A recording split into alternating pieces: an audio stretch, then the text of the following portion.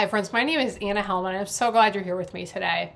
Are you looking to get into card making, or maybe you've already started and you have just gotten plain overwhelmed? There are so many things to look at, so many products on the market, so many techniques to try out, that when you're just getting started, it can be extremely overwhelming. I've heard from stampers before who decided they wanted to get into this and they had gotten so overwhelmed they decided they were giving up. And then found one person in particular, found one of my tutorials, and she saw how simple it can be and said, I can do that. I can do that. So what I want to do today is take away the overwhelm. What we're going to start talking about is just the products that you absolutely need to get started making cards. I'm actually starting a big series of beginner stamping videos where you can learn the basics and get into this without it being overwhelming. Now, if you've been card making for a long time, you're still going to learn things in these videos and see some great ideas for beautiful cards that you can make. But what we're going to do in this video is break down the absolute essential products that you need to get started making cards. We're going to start with the very basics, and then I'm going to move up, and I have broken these things down into levels. So I'm calling them my level 1 products, the ones you absolutely have to have. And then once you have those and you've gotten familiar with them and comfortable, then maybe you want to move on to level 2, level 3, level 4, and I'm going to add in some more things as we go. We're going to make a few cards as we go through here. I hope you'll stick around, and at the end of my videos we always talk about life, so I hope you'll stick around for that as well. Let's get started. So if you're just getting into card making, my best recommendation for getting started and not getting overwhelmed is to try out a kit. I wanted to show you one kit here. Actually, I'm going to show you a couple as we go through here. So we're going to start just with some really simple options here in a couple of minutes. If you want to start purchasing individual products, start learning how to use them, we're going to get into that. But did not want to leave out the kits, because when you aren't sure what products you need, when you're thinking, well, I'd love to buy some stamps and ink and paper and all these things, but I can't afford all of that, a kit is a great place to start. They're great for all kinds of other things as well. Awesome gifts for people. But what I've done is I've pulled the pieces out of here already. This one is called the Hello Hollyhocks kit. I'm going to have links to all these products and types of products in the video description below. So I'll have a link to kits if you want to take a look at them. So I pulled out one of each of the pieces, and it comes, of course, with everything you need. The envelope, here is the card base that I already folded. Here are the pieces to make the card. There are instructions here. There's even, this folds open, we have color photos. There is a link to watch a video with this, but it shows on, there's 3 different designs in this particular kit, but it shows right here, if I want to make the card as shown on the instructions, I am just going to place that piece here. I'll place this piece here. This particular kit doesn't have stamping, but a lot of them do. I can put that tag here. There's some embellishments. It comes with the adhesives. Here are some adhesives included. Just a really great way to make some cards quickly and easily. Now let me bring in another kit here. This one includes some stamping, and I will show you a little bit more. We're going to make a card with this one right here. So here's my instructions. I can open this up and it will show me the details. Now, one of the things I love about kits is they come with mini ink pads and adhesives and the stamps. So here I have a mini ink pad, and Blackberry Bliss is my ink color. And it also comes with this nice little stamp set. So what do we do with these stamps? I know if you are brand new, you don't always know these things, but they come mounted between these plastic sheets. Peel the one sheet off. You can peel this off. The block comes included in these kits, and you are ready to start stamping. So these, you can use scissors to cut the label on the side so that it will open up. And here is my mini ink pad. What we're going to do to create this card, I've done a couple of things already just to save a little bit of time, but this was all pre-printed. You see how beautiful this is. It told me to stamp the darker color on the flowers, so I did that. stamp this texture here in the background and add a little bit of ribbon. So now if you are totally brand new to stamping, I mean, most of us did this at some point as a child, right? We just kind of forgot how amazing it was, and now we're trying to pick it back up. So we can stamp right there on the tag. Now you may wonder about cleaning your stamps, and I'll talk more about that later, but this is what I was going to do off screen, but I'll show you right here. This is my Stampin' Chamois. It is wet, and when I put my stamp on there, it just pulls that ink right off and cleans it up, okay? So I stamped my tag. Again, these kits come with the adhesive, so here are my foam dimensionals, and if I look at the instructions, it's going to tell me how to do this. I love that it comes with a video, so if you want to watch a video, you can do that. But put this on. Now we have some gems. Let's say I'm not sure where I want to put my gems. Okay, I can see in the photo here, I see that there's one here, a bigger one here, there's a bigger one here, and then there are smaller ones down here. So we can copy this exactly if we want to. As you gain confidence, as you learn to kind of step out and do some things on your own, you know, you can change these up, move around the pieces, add in extra pieces, but just really beautiful cards that you can make quickly and easily with all of the supplies included. And you can start to build up those ink pads and those stamp sets. Now let's say you're like, well, I want to branch out a little bit, but I'm not quite ready to start doing everything on my own. Let me show you another option here.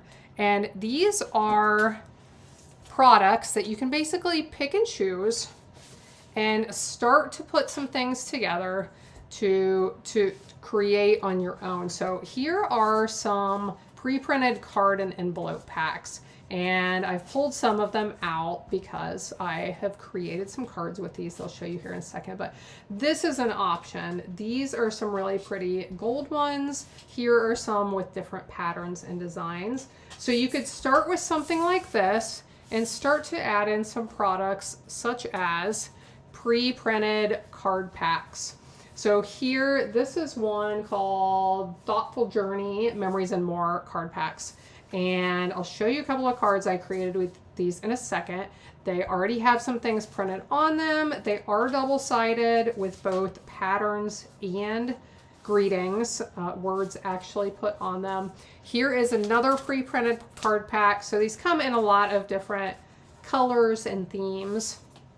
But here are two cards that I created just using some plain white card bases and envelopes that come in a package together and some of those pre-printed cards. So this card right here, I just placed one card, one of the pre-printed cards on my card base, and it's ready to go. All I needed to do this was the bases, the pre-printed cards, and some adhesive. And then for this one, I didn't do any cutting on this one either, but I used 3 of the cards. I used one of the large cards and then 2 of those smaller cards. So I love that with these, again, it's giving me the creativity, the flexibility to start putting some of my own pieces together. I can add more things in if I want to, but it gives me a really great place to start with making it simple. Now let's step it up just a touch with some, calling them these ephemera packs. So what they are, they're like prepared die cuts. We can call them die cut packs if we want to.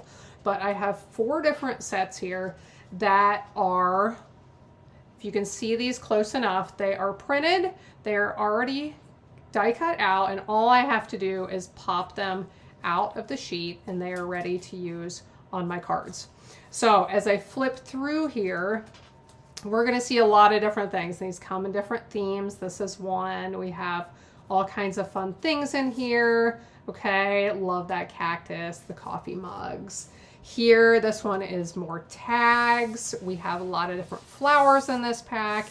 This one with the words, these are so cute. And I love, we have big words, we have small words, we have ones that are cut out like this. We have just the little straight tags. But let me show you a few cards I've made with these right here. here is one. I pulled in the balloons, the banner, the cake, and the word celebrate. So with these, you can add in some stamps if you want to, but you don't have to. The stamps and ink are still optional with these. Here I pulled in the rainbow, the little doggy, make a wish. Here's a nice one with the strawberries and the flowers. I did stamp on this one.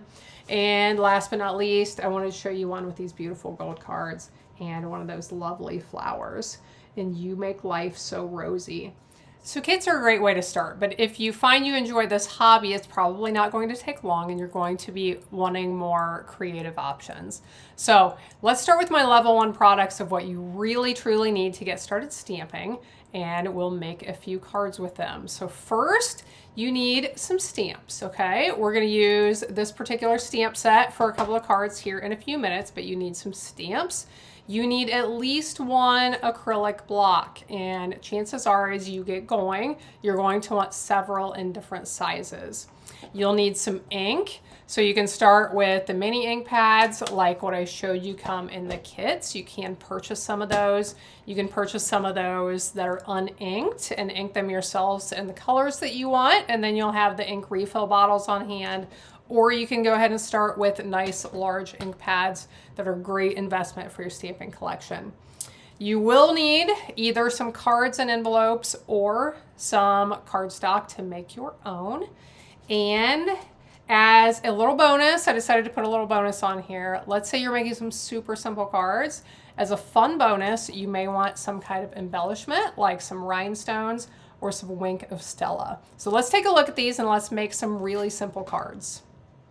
So again, here's the stamp set I'm going to use. When I open this up, I do change my stamps a little bit when they come. So they will be between the 2 sheets of plastic, and you can pull whichever one or whichever ones you want to use out and mount them to your acrylic blocks. This is really nice. When you're done, you just remove it off of here. You save your blocks and can reuse them on your other projects. So let's use these card bases and envelopes to stamp some really simple cards.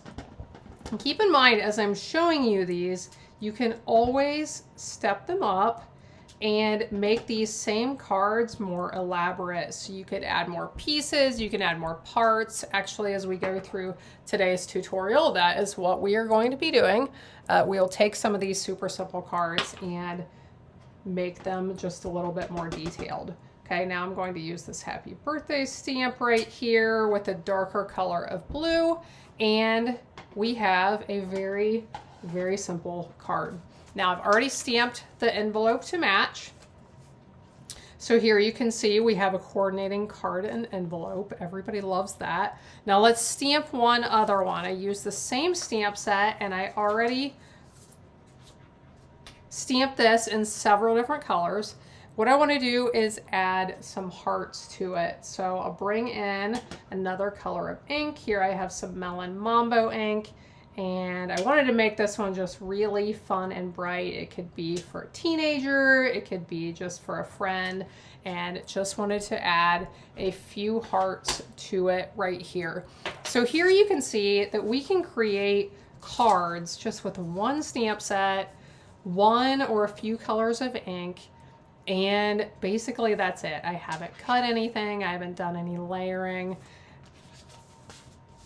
So let's take a look at a few others. Here is another one I made with the same stamp set. I wanted to show you some different kinds of cards you can make with one stamp set. So I'll talk in a little bit about choosing stamp sets that are versatile. They include a lot of different things. So we have leaves, we have hearts, we have this texture stamp, and then words for a lot of different occasions. That's really going to help you as you're getting started if you choose some stamp sets that are very versatile like that. So here's one. Best wishes would be great for a wedding, or if we don't put hearts on it, it would be good for, let's say, graduations or other occasions like that. Here is a thinking of you card. I used that leaf, turned it into a wreath, added a few hearts. Here is my coordinating envelope. Here is one. This is something I like to do on a lot of cards, is just take a stamp and stamp the entire background and put the greeting in the center right there. For a really easy way to step that up, you can pop that greeting up so it just stands out a little bit more. And here is one more where I use that happy birthday all down the side in different colors and the big word friend. So for my bonus products, let's say we wanted to step this card up just a little bit, add a fun little touch. We can add just a couple of rhinestones. And if you're wondering what Wink of Stella is, it is a glitter brush. So it is no mess, which is what I love about it. I'm just gonna fill in these hearts and then I'll hold this up a little closer so that hopefully you can see the really pretty shimmer that it creates. And right inside of those hearts is where I used it. So now let's take a look at my level 2 products I suggest if you're getting into card making.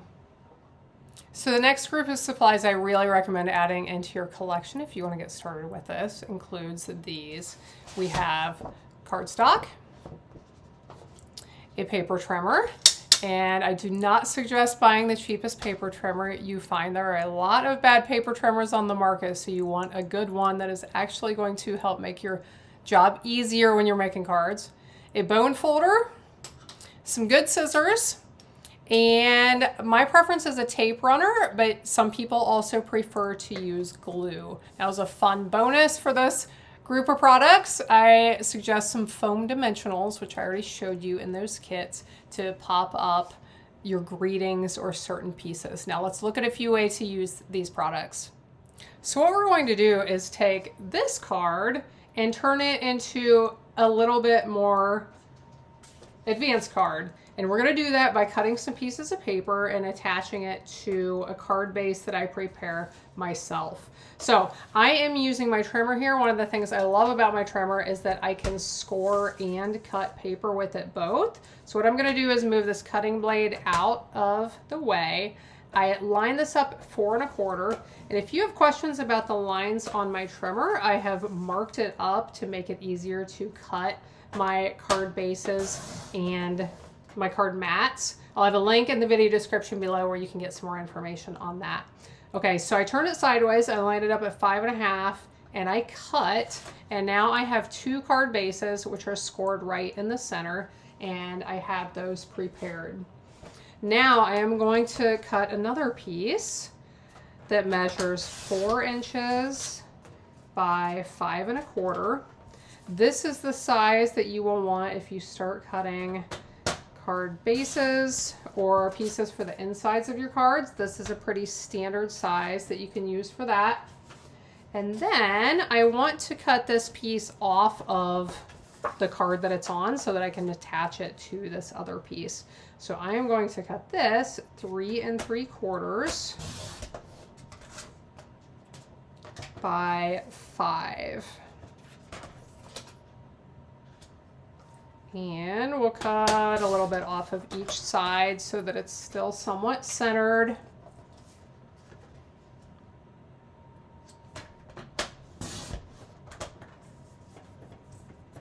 And we'll bring in these other products I mentioned a moment ago, and let's put this together. So the first thing I want to do is to crease my card base right there on that score line. So I'll fold that, and I can use my bone folder to run along here and get that to lay nice and flat. Now, if we take a look at this, my pieces are, we can make sure it all lines up the way I want it to before I attach it. And I'll flip these 2 pieces over. I can use my adhesive of choice, but here you'll see why a tape runner just makes it so easy. This is called Seal. It's a really great adhesive that I use a lot. And I can attach this piece and attach this piece on top.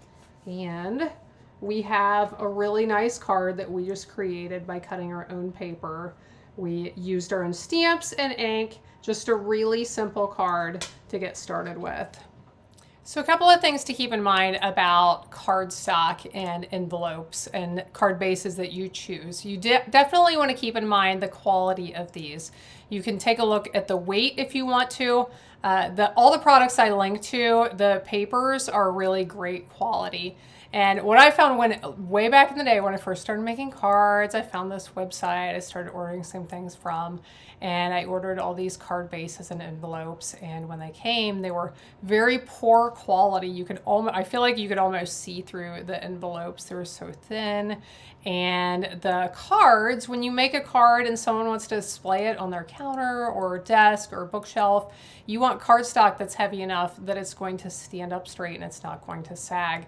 So those are some things to keep in mind. Also, paper is going to come in several sizes. For card making, 8.5 by 11 cardstock is typically what works the best, because when you cut that in half, you have 2 card bases with no waste. Okay, you can use 12 by 12, you can use 6 by 6 depending on what you're doing, but 8.5 by 11 is typically what you can use with having the least amount of waste. Now let's move into my level 3 products of what I suggest you get when you're starting to make some cards and get into card making. So one of my favorite tools, it is called the Take Your Pick tool. I love this tool because it has several tips. This end has a sticky tip that makes it really easy to pick up small pieces. Rhinestones, gems, little pieces of paper that my fingers don't want to pick up. The other end has a piece that can be removed, and it has several interchangeable pieces. We have a spatula. If you attach a piece onto your card in the wrong spot, you want to lift it up and remove it without tearing it. The spatula is a great option. The piercing tip I use for all sorts of different things. If I need to poke a hole in my card, or sometimes I use that for gems as well. And then a stylus for scoring as well. So this is a really great tool you can get a lot of use out of. I will mention a stamp and pierce mat. I didn't grab mine to show right now, but that's a nice foam pad you can put underneath your cards if you're stamping and you're not getting a perfect image, like a certain spot won't stamp or your table is rough. The stamp and pierce mat is a fantastic, inexpensive option to put underneath your piece that you're stamping that really, really helps to make sure it stamps well. Other things in this group, punches. Punches are fantastic for getting professional shapes that are easy to prepare. They don't take hardly any work on your part. So we'll look at punches. Next are some coloring tools. I grabbed some markers and I grabbed some watercolor pencils. These are going to allow you to add colors into your outline images. So if you stamp an outline of a flower or a polar bear or whatever it is and you want to add some color, probably not to a polar bear, right? But let's say it is a cow, you want to add some color. Pencils and markers are going to allow you to do that.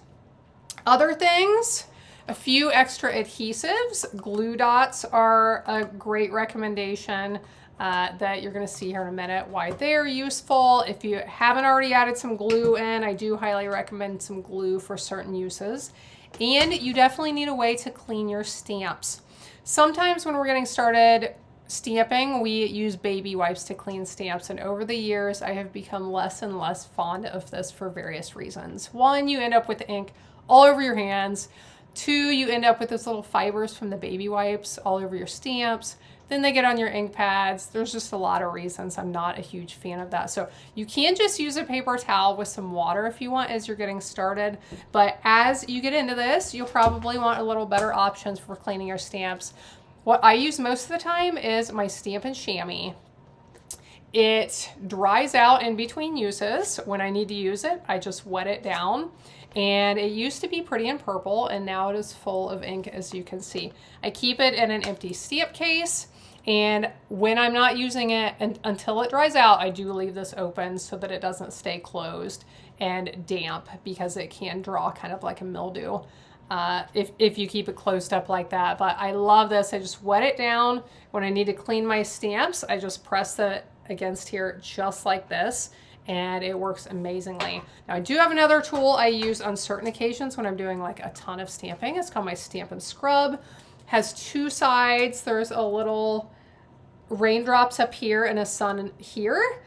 This is the side to spritz with my cleaner. Over here is where I dry it off. So spritz this, clean it here, use it over here to dry, and this is a great tool to clean off stamps as well. So let's take a look at a way to use a few of these products. One more group of products I would add to my level 3 card making recommendations are, I'm calling them the pretties, the fun things, the papers, designer papers, pattern papers, printed papers, gems, embellishments, buttons, ribbons, twines, all of the fun pretties. So we are going to use these things now, and we're going to take one of these cards that we made at the beginning. Let's start with this really simple card here, and we are going to step this up a little bit using some of the products I just mentioned. So I mentioned some coloring tools, markers and pencils. And what I'm going to do first is let's just add a little bit of shading to some of these leaves. I like these watercolor pencils for a few reasons. I hope you'll stick around and come back and see my other videos in this series for a lot of reasons. I will talk about these more in another video, so make sure you are subscribed if you are not already. Subscribe right now and hit the bell so you get notifications when I share new content. So the watercolor pencils, you can use them just like colored pencils, but then they have the added effect of being able to use them with some really neat watercolor techniques as well. Some other tools like blender pens. So I am just shading the bottom part of each leaf. There's so many different ways to color, but I thought since each of these leaves is split into two, I will just add a little bit of shading to the bottom of each one. So just that alone adds quite a bit to this card, right? But now we're going to do a few other things. So hopefully these gives you ideas of simple, small things you can do as you start to make cards to just, you know, try some new techniques or step them up a little bit, add some layers. Okay, so I cut a piece of designer paper. We are going to add this to the card, and I'll use my tape runner here to add some adhesive to the back. Now we are going to add a different greeting, so don't worry about the fact that I am covering that up right now.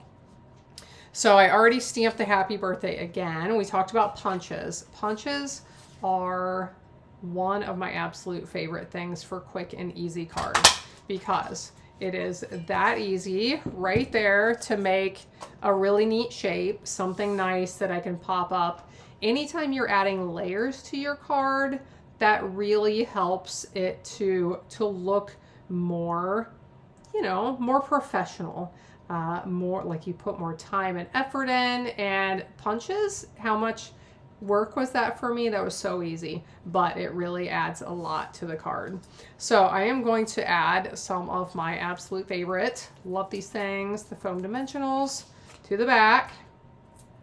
We'll add 2 of these, and I am just going to set this here for a second because I want to add this little twine bow, and I'm not sure where I want to add it, so I'm just going to look here. I think I will add it on top. So let's go ahead, let's attach this piece first. And I talked about my take your pick tool. I love this thing for a lot of reasons. Let's use it for a couple of them right now. When you need to remove those paper backing pieces from your foam dimensionals, if you have a hard time with your hands, this can really help. So I just press through and lift it off, and those paper pieces, paper backing came off. We'll put this here. Now, let's grab some of these glue dots. I talked about glue dots and how much I love them. Now, this must be a new box. Most of my glue dots that I use, I have altered to make them a little bit easier to come out. With a little, I cut an opening right here, and I can just feed this out without opening my box up. But since this is a new box, what I'm going to do, can you see there are pre-dried sticky dots on this roll of paper.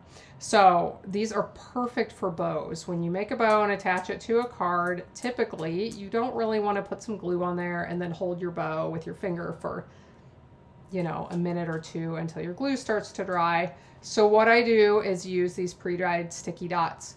Now for twine, they are often too big. So if you just saw, I basically just rolled it up so that it's smaller. And now it is ready to go. I can press it right on there. There's no holding, no waiting. It is already attached. Love glue dots. Okay, let's add one more fun little thing. And you can see as we go through here, each of these steps is so simple, but all together, they add some really nice touches to these cards. So we'll add a few gems.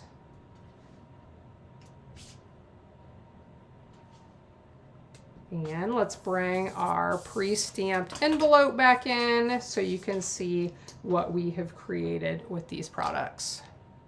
So after you have the supplies I've already shared in your collection and you've been using them, you're comfortable making simple cards, it is very likely that you are going to want to start exploring some more creativity with some of the really fun tools and products that are available to help you just make amazing professional artistic cards. So what are some of those? Let's look at my level 4 products that I'm putting in my level 4 recommendation for once you have these others, what can you work up to next? And these start with the die cutting and embossing machines. So I have 2 here. I have a smaller and a larger one. And those work with dies and embossing folders. So here in just a second, I'll start sharing some card samples of projects I've made with these things in the past, just to give you an idea of some of the things you can do with these products. So those are on my list for level 4, and I'm calling this group of products, I Want It All. Like I started this hobby and now I can't stop and I want some more things. I want to do some more of those fun things. So those are these products. We'll talk about blending brushes, we'll talk about the scoring tool and heat embossing. So let's take a look at those.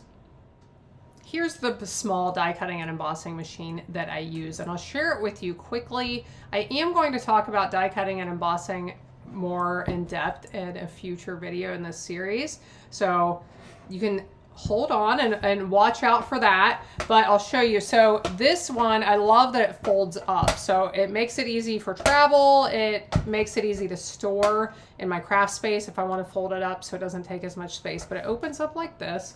And then it has plates that feed through. And what happens is I put my paper, which would be cut down a little bit for the smaller machine, paper here, and I can put dies on top. So here is a set of butterfly dies, these thin wafer dies. So I'd put it on here with the little edge, the little cutting edge that has to be face down. Put it in between the plates, run it through the machine, and it is going to cut out a butterfly shape for me. So that is the basics for die cutting. For embossing, this would be an embossing folder for the larger machine. This one does not fit through the smaller one, but basically with embossing, you use this embossing folder, you open it up, you put your paper in the center, close it, set this between the correct plates for the machine, crank it through, and it will create that texture on your paper. So let's look at some examples of some projects that I have done die cutting and embossing on, and I have quite a few here. I absolutely love these techniques. So here I just thought I would show 2 more sets of dies real quick. So here's an alphabet set, this is a floral set. Basic shapes die sets are nice, like circles and squares, and ones that you can use over and over again for layers on your projects. So let's look at a few. I'll just show them to you real quick, but these are all from different tutorials I have shared. So if you are looking for a tutorial on a certain project, a certain technique, definitely search for my name and search for whatever that technique is or whatever you're looking for, and there's a pretty good chance you will find it. Here's a tutorial I did. So here we're getting into the more stepped up elaborate cards, right? So this one, I used the die cuts on it. I used those watercolor pencils to color these animals in, but this was one where I showed how to create wobblers that make those animals move. Here's one just showing the die cuts on here. Here is a set that actually does embossing and die cutting. So it embosses the hearts and the letters. It's two separate sets, and then you can die cut those out as well, which is pretty amazing. Beautiful die set that makes these shapes. There's a set that makes these words, which was a lot of fun. Here's one where I used a die only on the edge of my card for this fun technique. So for tutorials like these, make sure you follow along with my other videos. So those were some projects showing dies and die cutting. Now here are a few more embossing folders. Here is one that creates these gorgeous sand dollars and lots of different patterns that we can create on our cards. But here are a few samples. When you can see this texture in person and feel it, this is just amazing. Embossing is so simple, but it adds so much to your cards and brings them up to a level that maybe you wouldn't imagine you could get to, but with all these handy tools, it really makes it simple to make beautiful projects. And a few more here. This one is a favorite. Created some really neat cards for a tutorial with that floral set, and this was a fun one as well. So great examples of embossing. Now let's talk about blending brushes for a minute. So here are my blending brushes, and I keep one in each major color group. I am planning on expanding to have a few more, so I can have like a light pink and a dark pink one, but you do not have to do that. You can have one for all of your purples. You can have one for all of your yellows. Let me show you quickly how these work, and then I'll show you a few examples of projects I've made with them. So basically you just swirl to pick up some color from your ink pad, and then I do suggest typically starting off of the edge. So I'll bring in a piece of scrap paper here and blotting some of that extra. A lot of times you can get extra dark spots if you don't blot the extra, and then just start to smooth that color onto your project with very gentle pressure. You can always press harder when you decide you want more color, but that is the basic idea for how to use blending brushes. So let's take a look at a few cards I have made with blending brushes. And I did use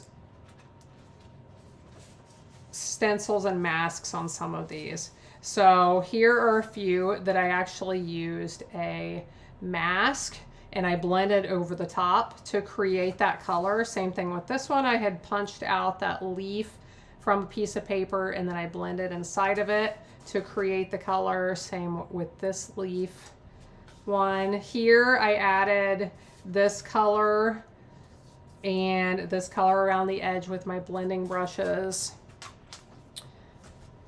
Here I added the color on top with the blending brushes. I blended around some die cuts in the background on that one.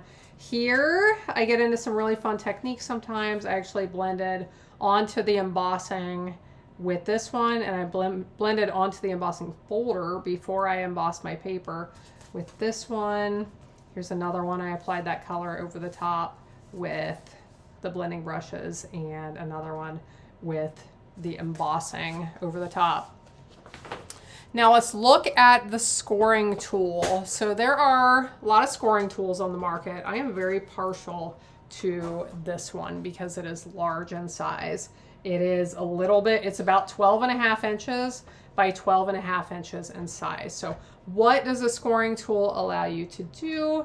It allows you to, I showed you how to cut and score our card bases earlier with the trimmer. You can do basically the same thing. You can put your card bases on here and score them on here using the stylus that comes with it. You can also use a bone folder. A lot of times I use my bone folder instead, but this will allow you to crease your projects. So you can prepare card bases this way.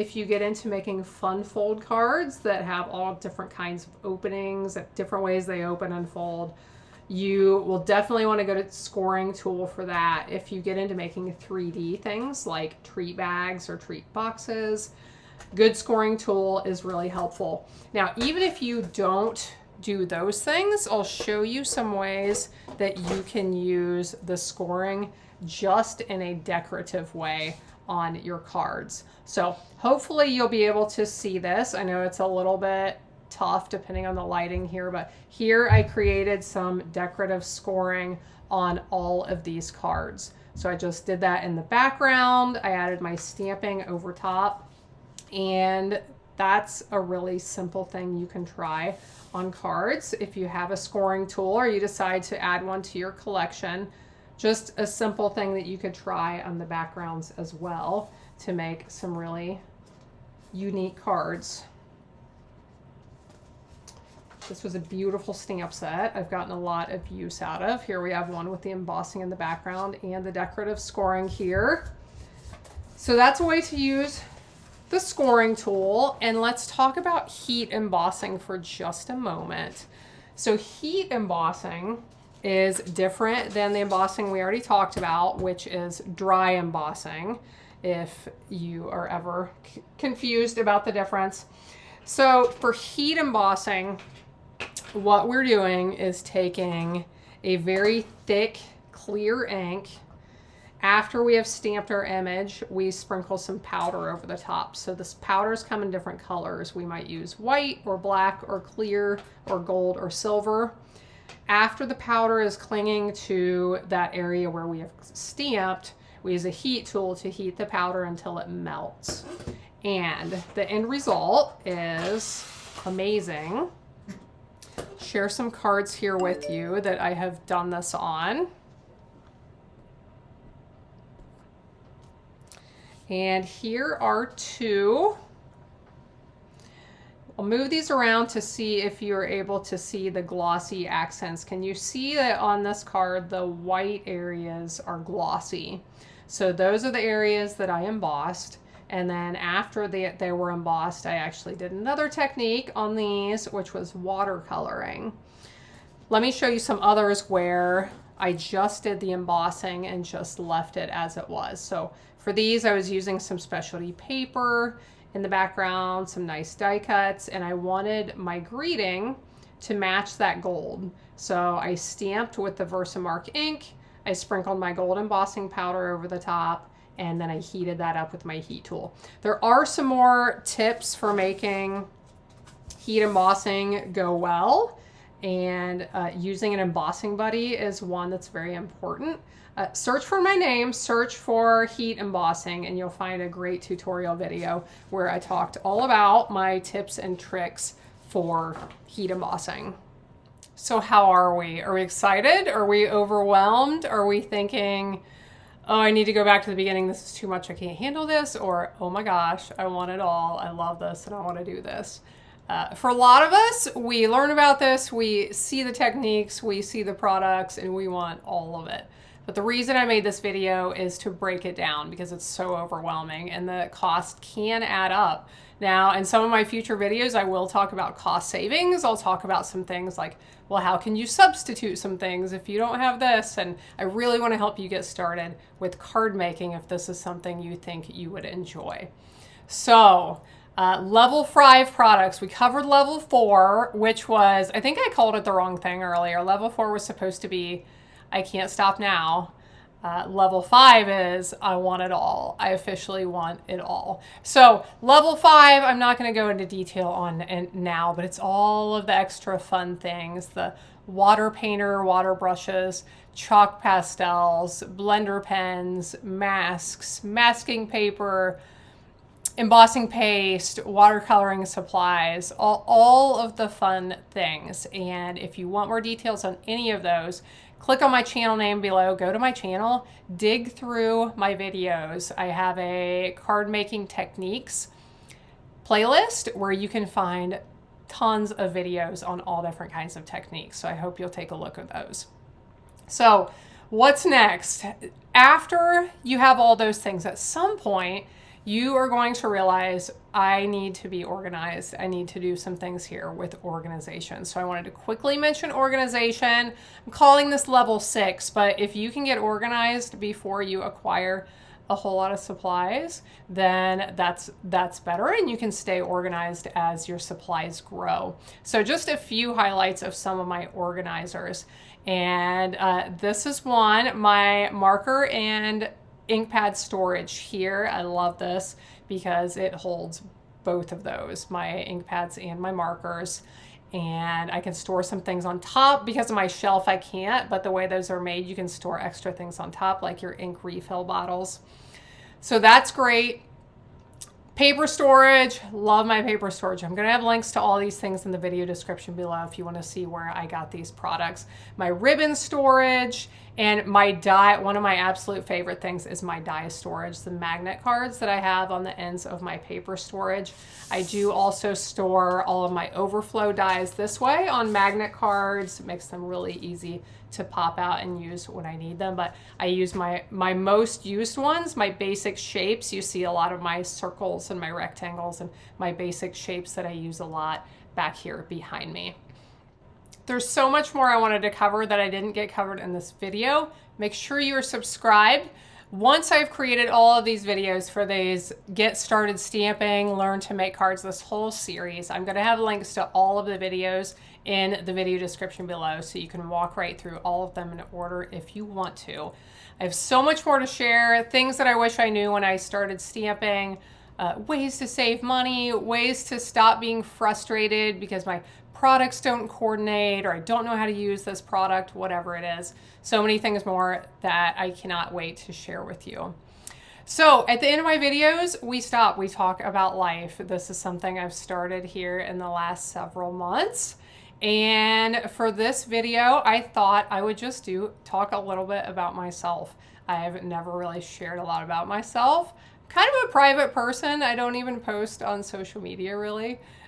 So this talking about life thing is a little bit out of my element, as you know, if you watch along, but I just thought I'd share some things about you so you know a little bit more about me. So I was born and I grew up in Southwest Ohio, not too far from Dayton. Grew up on a farm, which was a huge part of my upbringing, very important to me, something I loved. I was very involved in 4-H growing up, showing animals at the fair, and I always raised pumpkins and gourds and Indian corn and things in the summer that I sold in the fall as a way to start saving money for college as a kid. I was like that little business person calling the local greenhouse asking if they wanted to buy if they wanted to buy a bushel full of mini pumpkins to sell this fall. So anyway, that's part of my history. I went to Ohio State after I graduated high school. I spent 6 years there because I'm a little bit slow. I got my undergraduate degree in agricultural education, and I became a high school agriculture teacher and FFA advisor for 7 years after that. I also, during my undergrad, I double majored in ag education and in horticulture. So I am a total plant geek, if you are wondering. Someday I want to do a tour of my flower beds in my yard to show you because I love them. And then I did get my master's. At the time, if I wanted to be a teacher in Ohio, I had to have my master's degree. So I stayed and got my master's while I was there. My master's is in horticulture and crop science. So I taught for 7 years. If you know anything about high school agriculture education, it was a big job. It's kind of like being a teacher and a coach all in one. So I taught kids plant science, animal science, business. We had a greenhouse we ran at the school. I had a shop. I taught kids how to do woodworking and welding and all kinds of fun things, like all the fun things, right? We did all kinds of life skills. That's why I loved it. I was really looked at what I was doing at trying to prepare kids for things they're actually going to have to do in this world. So after I had my daughter, I was married at this point. I had my daughter, decided to stay home from teaching to raise her. And not too long after that, my first marriage failed. I did the single mom thing for several years. and my stamping business at that point. I signed up with Stampin' Up! Right after my daughter was born, so I'd started this, went back to work.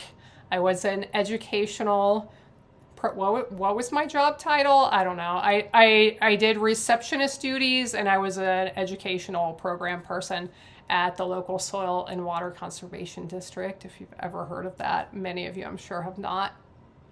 Shortly after that, I met my current husband online. Someday I'm going to tell you the story of how we met and why we met, because it may not be what you would normally expect. It's a pretty good story. So he lived almost 3.5 hours from where I was from. Went through kind of a midlife crisis trying to decide whether I was going to move that far away with a child and start my life over in my mid-30s with some guy that could turn out to be a total shady creature, because, you know, you hear stories about people online. You just never know what you're getting into, right? Long story short, moved to northern Indiana about 5 years ago. And since that we farm, we have 4 children together. We have 4 businesses together. My house that I moved away from in Southwest Ohio, I turned into a craft retreat. If you're ever looking for a place to go craft, groups can come in and rent that out for several days or a week at a time, however long you want to stay. We have the farm, we have a trucking business, the kids, lots of things. I love to garden. I have a huge garden. I've talked about my garden a little bit. All the 4-H animals. Lots of fun things going on, and I love to share my creativity with you and inspire you. And now part of what I do is hopefully offer you some encouragement at the end of my videos. So what encouragement can I offer in relation to what I just shared with you about what you know about me?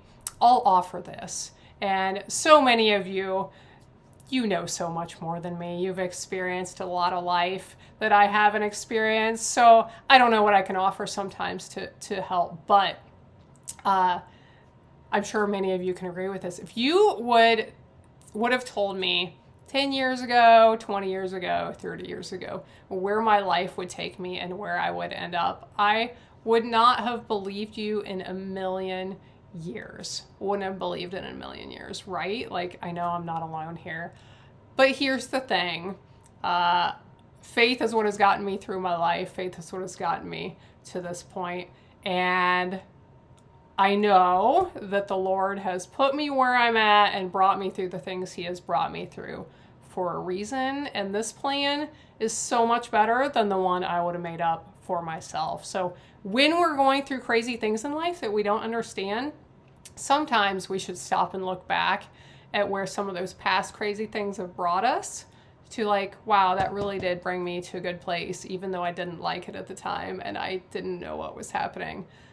So when we're going through hard things these days, if we can have some perspective on that maybe I am going somewhere better than in my mind I want to be, that can help us through some of those hard things. Thanks for being here today, my friends. I hope I'll see you back again next time when I'll be here helping you to hand make with love.